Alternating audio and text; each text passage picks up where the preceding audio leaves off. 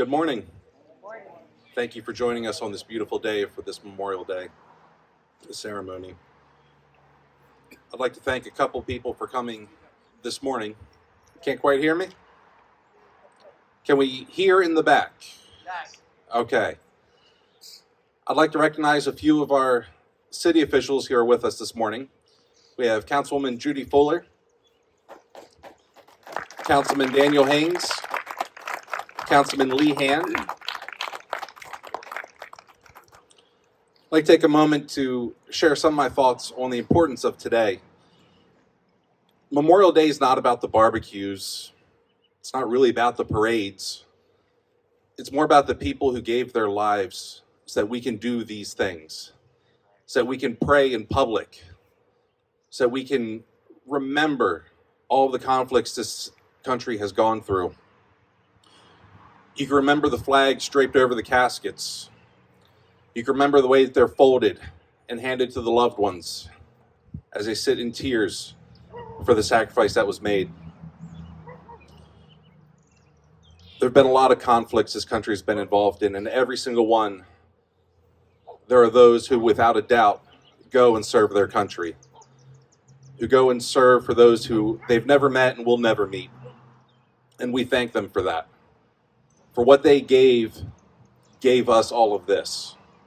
And to some of us, it hits closer to home. And to others, we only see it from afar, but we can still recognize and appreciate their service and their sacrifice. And we can remember the families and what they've gone through every day since, the memories that they have. If you would please stand, we can recite our Pledge of Allegiance. I pledge allegiance to the flag of the United States of America and to the republic for which it stands, one nation, under God, indivisible, with liberty and justice for all. I now invite Ms. Vicki Boone to come up and lead us in the national anthem.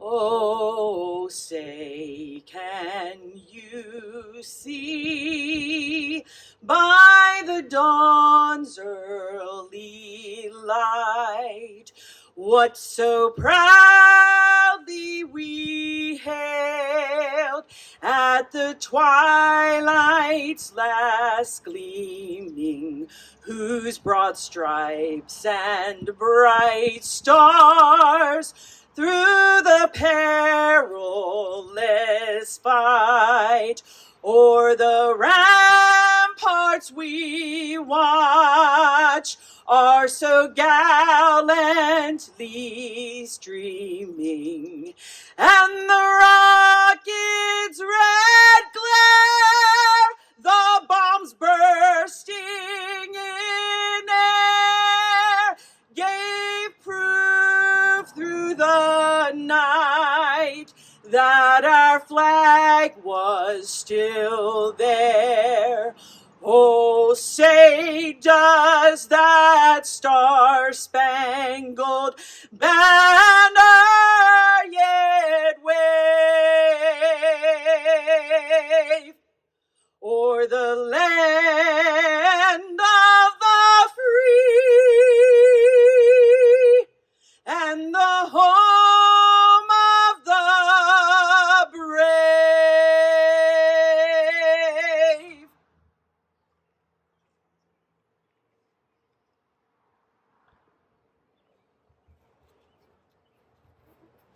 Thank you. You may be seated. We're honored to have a few people here with us today. They're going to share some of their own thoughts on Memorial Day. First, we have representing American Legion Post number 120, Ethel Leffingwell.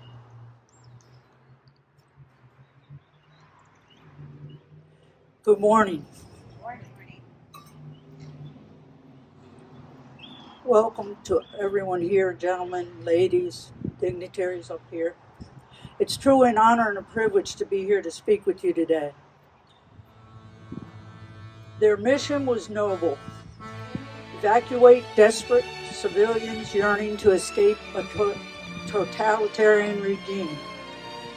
The 13 U.S. service members who died during a terrorist bombing in Afghanistan last August will not be the last American heroes to make such a sacrifice, but they represent the best of a generation. There was Navy Corpsman Max Soviak of Berlin Heights, Ohio. His high school coach described him as fearless. He was 22 years old. Army Staff Sergeant Ryan Naus of Corryton, Tennessee, was a member of the 82nd Airborne. He was 23. Marine Staff Sergeant Dan Hoover of Salt Lake City was serving his third tour of duty in Afghanistan. He was 31.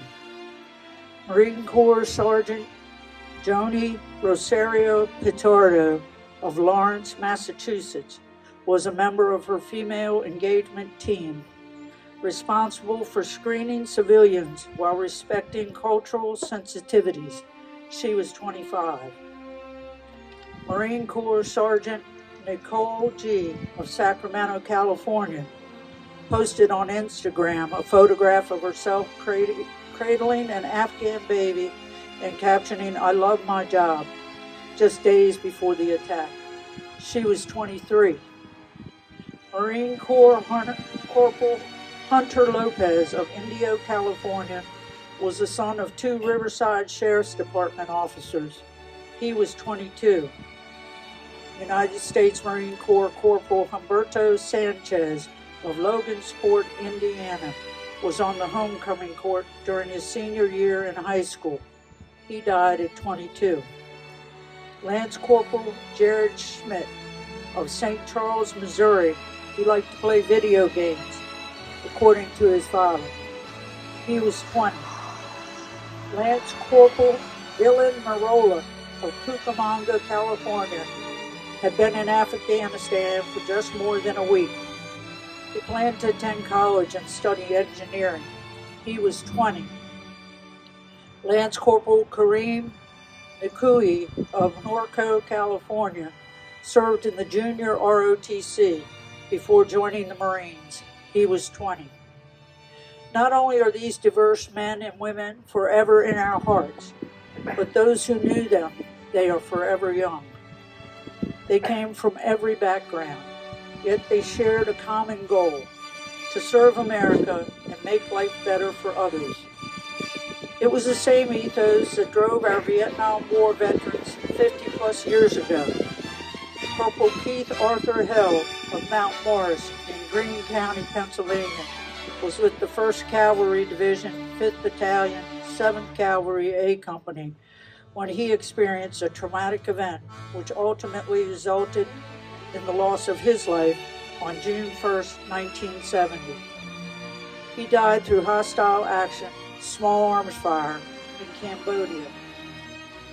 Keith is honored on the Vietnam Veterans Memorial in Washington, D.C., and amongst his many commendations was awarded the Purple Heart. He was 20. It was the same ethos that drove our Korean War veterans 70 years ago. In World War II, George Andrew Davis Jr. was a flying ace with the Army Air Force before taking his remarkable skills to the newly created U.S. Air Force. Flying an F-86 Sabre, he downed 14 North Korean, Chinese, and Soviet aircraft. He led his last aerial patrol mission on February 10, 1952, near the Manchurian border. Major Davis spotted 12 enemy MiG-15 aircraft speeding toward friendly fighter bombers. He sped through the rear of the enemy formation and downed 2 enemy MiGs. Rather than evade the enemy, who by then had been concentrating fire upon his aircraft, he reduced his speed to engage a 3rd MiG. It was during this engagement that he sustained a direct hit and lost his life. Major Davis was 31. He was promoted posthumously to Lieutenant Colonel and awarded the Medal of Honor. His citation states, "His indomitable fighting spirit heroic aggressiveness, and superb courage in engaging the enemy against formidable odds exemplified valor at its highest. From the American Revolution to the global war on terrorism, more than 1 million American veterans have made the supreme sacrifice. They died so that we could continue to cherish the things they loved: God, country, and family. That is why we are gathered here on Memorial Day, to honor the memory of our fallen warriors who have given everything for their country. We're also reminded on this day the brave men and women have always stepped forward to take the oath of allegiance as member of Americans' armed forces, willing to fight and, if necessary, die for the sake of freedom. In reflecting on the sacrifices of their comrades during World War I, the founders of the American Legion saw 4 common pillars as to why Americans so often answer their nation's call, even to the point of sacrificing their lives. They do it to provide a strong national defense, to keep America safe and secure against those enemies who would destroy our American way of life. They do it for their fellow comrades, for those fighting by their side against all odds, and for those who eventually separate from the military but proudly claim their status as veterans. They do it for American core values of God and country, family, patriotism, and our freedom to worship as we please. They do it for their children, so that they can grow up in an America that is strong and free. It is through this last pillar, children, that we must continue to honor the spirit of these heroes. We must share the legacies and tell the stories of those who are no longer here. Nearly 7,000 American men and women have died while fighting the global war on terrorism. Many were parents. The loss felt by Gold Star families is forever. There are many tangible things we can do to honor the service of our fallen heroes. First and foremost is to take care of their loved ones. In some cases, this means providing financial assistance to help their children obtain a higher education. Across this great country, the American Legion is raising funds to ensure that college education will be a reality for these families. This is why the American Legion established the American Legion Legacy Scholarship Fund. It is also why we wear the poppy, a symbol of hope that sprouted on a Belgian battlefield. Memorial Day is not about picnics and parades, though there's nothing wrong with enjoying and celebrating our American way of life. Memorial Day is about gratitude and remembrance. It is about honoring the men and women who made it possible for us to gather here today in peace.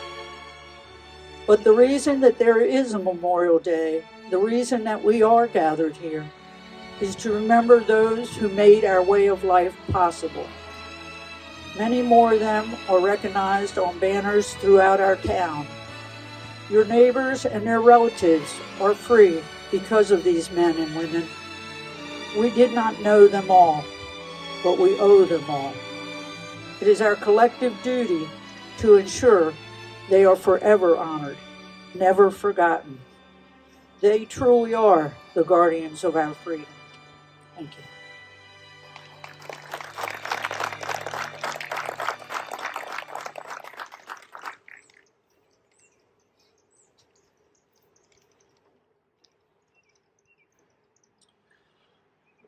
Thank you very much, Ms. Leffingwell. Next, I'd like to introduce to you Taneytown Mayor Pro Tem Joe Vigliotti.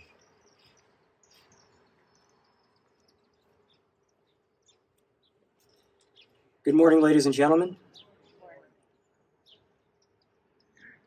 Part of what makes us human is our ability for memory. We remember things in a way that no other creature of God can. We try to make sense of the past, and whatever we've learned through wisdom or experience, if we are wise ourselves, we try to put to good use. The past is not merely a story, but a purpose. When our founding fathers gathered together in the late spring and summer of 1787, they understood that history would turn on the decisions which they reached, and so they gathered to them every scattered corner of the ages and every moral truth in the creation of our republic, making sense of the past to light the way for the course of generations to come. With God's help, that course has been one of freedom and has made us exceptional. As the world's exceptional nation, each American generation has been tested, challenged, attacked, and warred against. But we have endured because from every generation, men and women have selflessly and courageously stepped forward to stand against the evil which assailed our course.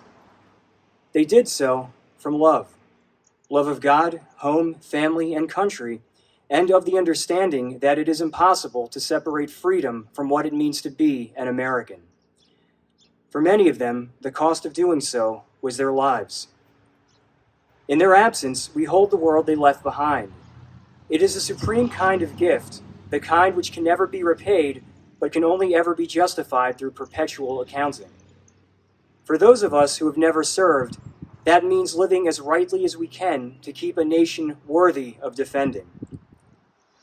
Part of this entails a choice of making the conscious human effort to listen, to learn, to reflect, to remember, not only what we hold for which a sacrifice was made, but that there was a sacrifice made to save it for us. It means we must strive to be better than who we were yesterday.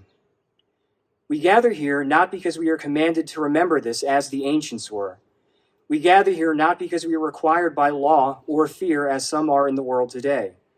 Instead, we gather here together by choice as free Americans. We do so because we understand the importance of what and who we come to remember. We remind ourselves of what has been given so that we might better cherish what we have.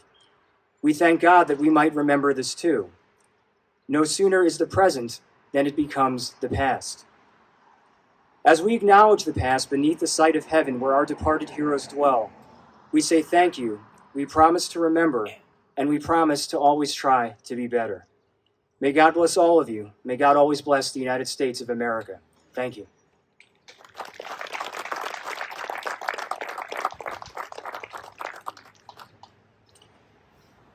Thank you, Mayor Pro Tem. I'm always honored when officials from outside of our city take the time to come and share with us their thoughts. And with that, I'm honored to have today Carroll County Commissioner Ed Rothstein.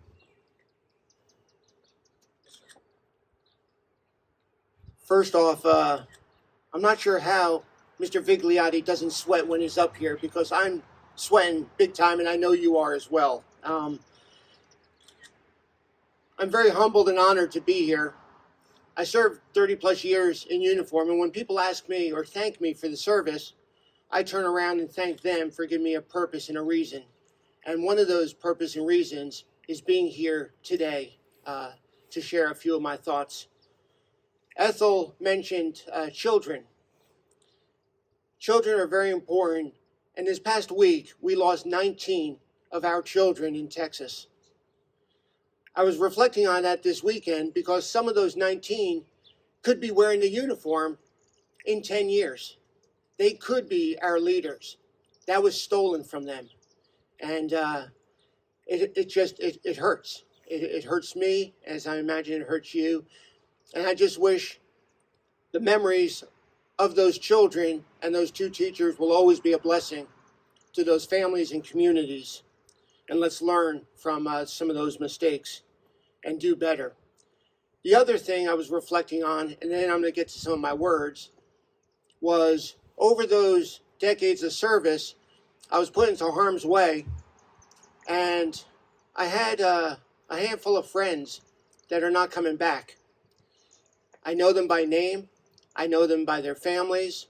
I know them as friends and brothers and sisters, and it's very difficult to reflect on that. And then couple that with what's going on right now, with those veterans that are coming back, but still in challenging ways. And the suicide rates are just outrageous. 52% higher suicide rates of our veterans than the normal community in the U.S. We've got to do better. That is part of Memorial Day as well, is recognizing the importance of caring for those that are coming back with those challenging situations, that they don't take their own lives. Now, I do believe Memorial Day, unlike a lot of other important holidays, are times to put down comments and not just go off ad hoc. So I do have a handful of comments, and if you bear with me, I'd like to thank, again, Mayor Wance and the whole Taneytown community for allowing me to be here. As driving up, I did see those banners, and what I noticed of those banners were those fresh faces, those young, as I would say, children in their 20s, maybe 30s, that have lost their lives and paid that ultimate sacrifice. I stand here in recognition and honor of all those who have paid the ultimate sacrifice in service to this nation and our community, along with those who served honorably and are remembered within this special place. In addition, I'd like to just take a moment and recognize all those among us who have served or are currently serving, as well as any here who have lost a loved one in service. We are humbled by your sacrifices. As we know, they are great, and we commend the demonstrations of courage and strength that you have no doubt shown throughout the most difficult time.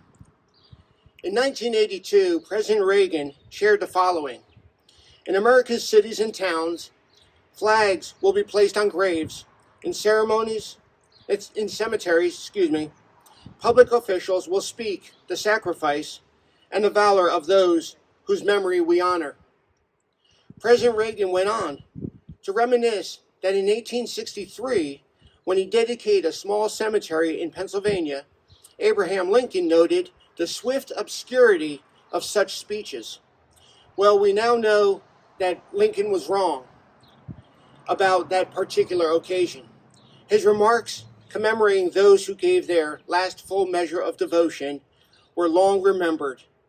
But since that moment at Gettysburg, few other addresses have become part of our national heritage, not because of the inadequacy of the speakers, but because of the inadequacy of the words. Therefore, who am I to believe that the words I share with you have deeper meaning than those that have spoken before me? What I can share with you is what Memorial Day means to me. As a man, a son, a brother, a husband, a father, a veteran, and most of all, an American.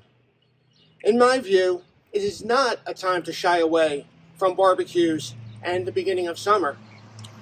Those two simple activities, along with all the Memorial Day parades and dedications, are out there giving us the opportunity to be together with family and friends. Social media can be a real tough thing to watch, and as I was coming up here beforehand, I saw a social media post of a friend of mine, and it was a bunch of his kids and grandkids at the beach. And his post was, "This is why Memorial Day is so important, because of those that have paid the ultimate sacrifice. These children and grandchildren have the smiles on their face. We allow that to happen." And that really hit home for me.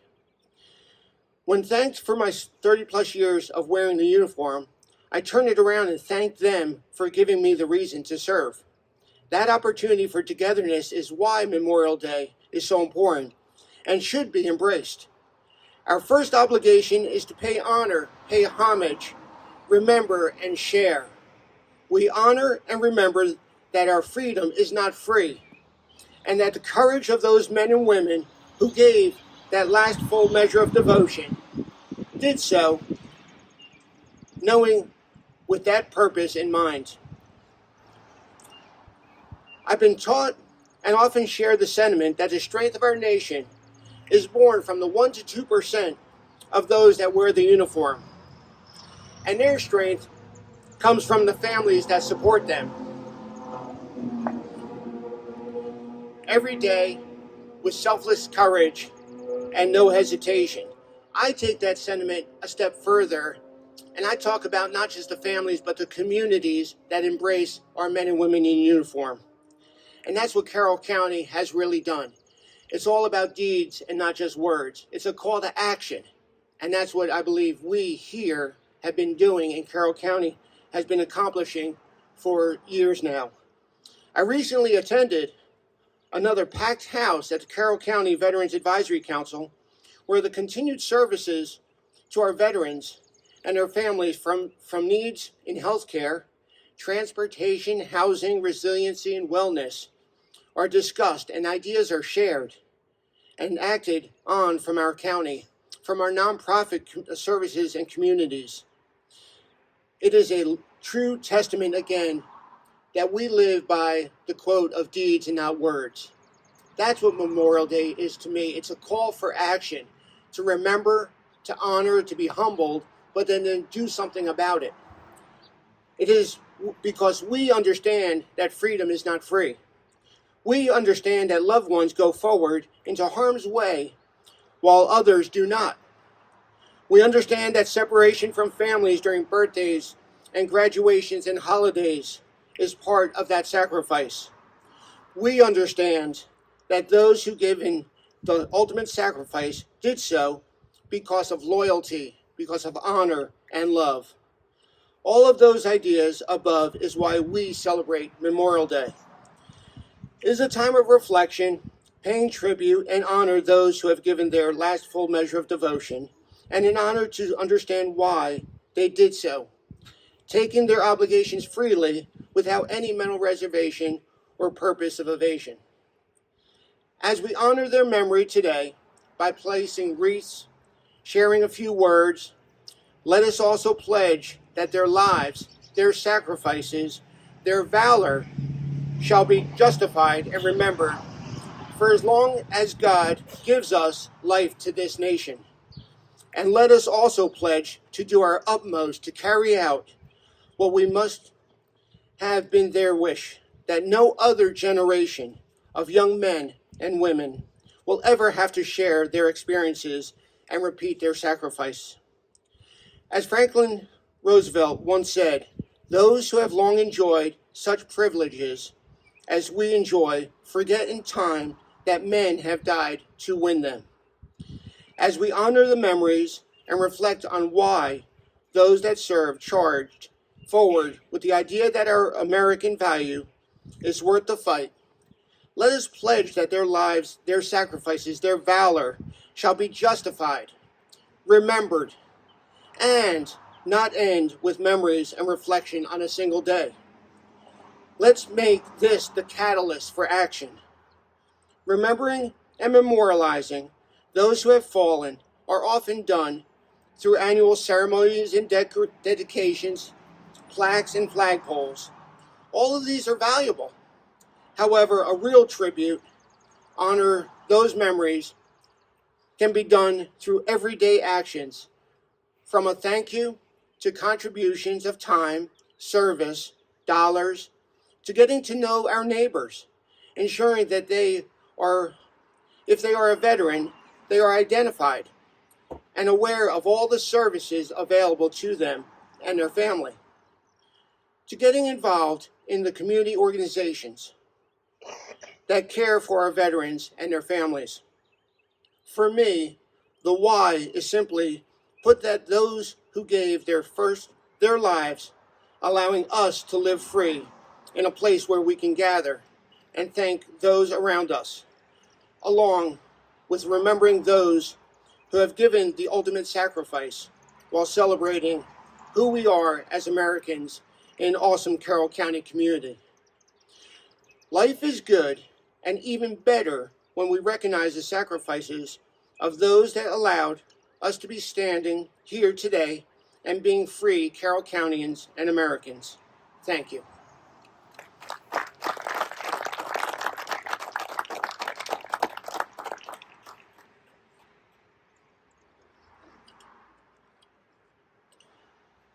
Next, we're going to have our invocation led by Pastor Steve Ossendorf from Grace United Church of Christ. Following that, we'll have our playing of taps and a moment of silence. Pastor Steve.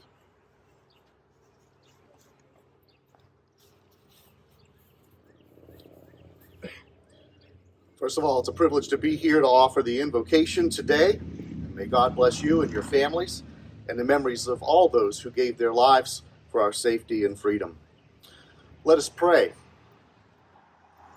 Almighty Creator, on this special day of remembrance, we recall before you the people who have sacrificed their lives for our safety and well-being, for our nation in times of war. We thank you for their shared sense of duty, their sacrifice, and the sacrifices made by their families and communities. The giving of their lives recalls to our minds the words of Jesus who said, "This is my commandment, that you love one another as I have loved you. For no one has greater love than this, than to lay down one's life for one's friends." Indeed, those we remember today have done this, O God. So we thank you for your divine word and for our brothers and sisters who have laid down their lives for us, for the safety, freedom, and well-being of our nation.